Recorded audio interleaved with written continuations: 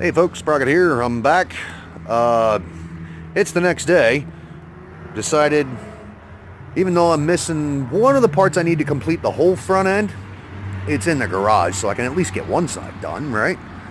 So I have it up on jack stands. I don't know if you can see them way up under there. I got the jack down under there as a safety precaution. Now, of course, I'm going to have to pull half of that handle off of there to be able to close the door, but we're going to work on the driver's side because this is the worst side. I'll show you why here in a minute. Okay. Now, like I was saying, I'll show you in a minute why we're starting with this side. If you look right there, see it's shiny in there? That's a bad thing. There's supposed to be a piece of rubber in there. Kind of like that one. But that one's even almost gone. So, this is why we're starting with this side. Plus, like I said, I'm only missing one piece to do both sides, but we're going to start with the worst side first. So, show more in a bit. Alright, so got the front shock out. I was actually very blessed. I didn't have to cut anything, but I did have to put a vice grip through the spring here and grab hold of the shaft here to be able to hold it in place. Now, I was surprised too. I've never seen, this one actually had, you can see right here, this is the main nut that was holding it in, but then it had this one on top, basically to keep that one from backing off, because it's not a lock nut, it's just a regular old hex nut. But shock's out, so let's test this one like we did the back, see if it's any good. It's ugly, it's rusty. Yeah, I'd say it's shot. Good thing I have new ones. Alright, so here is the sway bar end link bolt. Surprisingly, it's in pretty good shape. Normally these, throughout this center section here where this metal sleeve sits, they get all rotted out and thin and then they snap right there, or they'll snap up close to the top where it's more exposed to road grime and salt and stuff like that, or down here at the bottom where you can see there's a little bit of rust there. But yeah, because that's where it sits down inside the control arm. I really don't think that's going to be too much of an issue. You can see how nasty this is. That's grease. So let me show you in here. I don't know how well you're going to be able to see it. So, give you a little bit more light. That hole right there that you're looking at is where that sway bar bushing was sitting. All around that's grease. So somebody was going nuts with the grease and the ball joints on this thing. Not exactly a bad thing, but that's going to be messy to clean up. Okay, so now you can see a little bit better why we started on this side. If you look right in here, see this big gap right here. I can get my fingertip in. Yeah, there's supposed to be a bushing in there. As you can see, there is not. So we need to remedy that situation. Because, yeah, that makes the ride quality kind of suck. But something I forgot to mention, I'm sure some of you might have spotted it earlier, that this is a brake drum. A lot of you may have not seen that before. Brake drums on the front of the car. But that was the way all brakes started. We had drum brakes all the way around. This one is no exception, but it was optional in these years to get disc. It's just this car didn't have that option.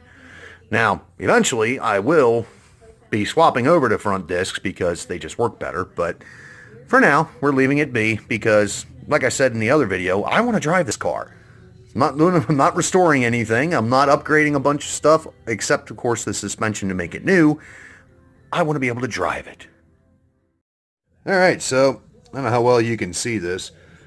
All of this junk, and it's not even all of it, is what came out from back in here. Remember I showed you that big hole where the sway bar link was? Yeah, I dug most of that out of there. Now, like I said, that is basically somebody being just a hair overzealous with the grease on the lower ball joint. Of course, I'm being sarcastic. Alright, so you can see right there Got a little bit of a gap in between here. I already pulled the cotter pin out of this thing. This is called a castle nut, for those that didn't know. Cotter pin goes through. There's a hole in the shaft of this thing to keep this thing from backing out. So back these things out a little bit like that. Leave a gap. The bottom one I did the same thing too. You can kind of see it. Oh, there it is. So what we're going to do is we're going to take our hammer and we're going to whack on this thing. So right now the spring tension's still on it. That's why you want to leave the nuts in place, because you don't want to break this thing loose with no nuts on it, because that spring becomes a flying projectile that could kill you. So leave your nut there, knock these both loose, and then we'll compress that spring, and we should be able to get this whole thing apart. Hey guys, Garrett's here. Just so you know, now we've got the spring, the shock, the drum, or spindle, whatever you want to call it. Everything's out of the way now. Well, got the first part done. Now we still gotta get a few more things out of the way, like that dead ball joint, the A-arm. Anyway, we'll bring you back in a little while. Alright, so, I don't know how the book says you're supposed to do it, but I had to disconnect my rag joint on the steering to be able to get steering column here out of the way in order to be able to get enough clearance to get this out of here. Now, if you're wondering why I need to change this out, check this out.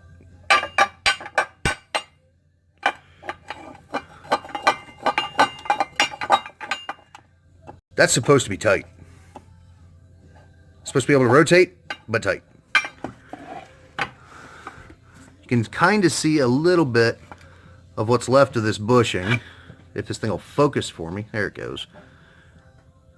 But from this end, you can see there's some rubber there. There was a little metal sleeve in there, but those slid right out. And as you can see, this is the side that goes on the front.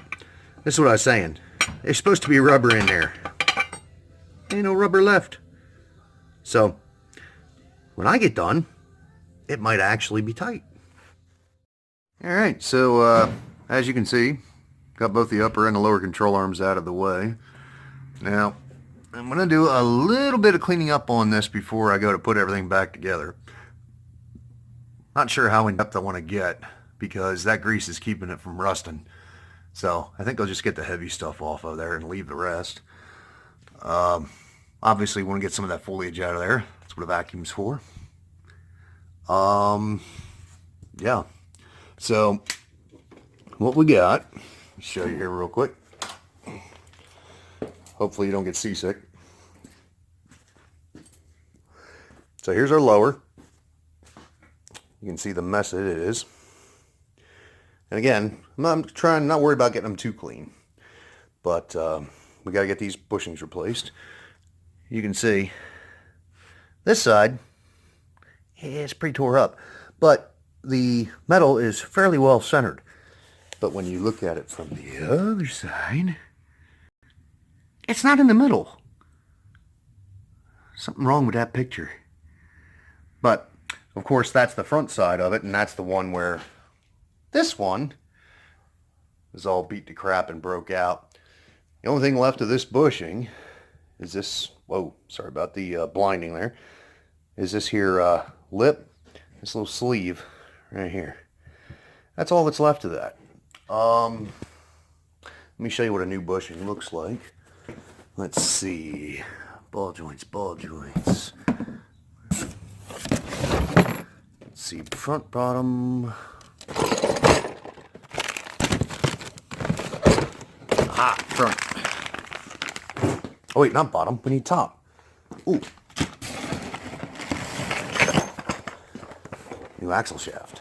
Well, not axle shaft, but let's see, how's this open? Looks like just like this. Okay, so here's the new shaft. I'm gonna set you down a minute so I can open it up. Woo! Boy, check out that view. Uh-oh. Come on now.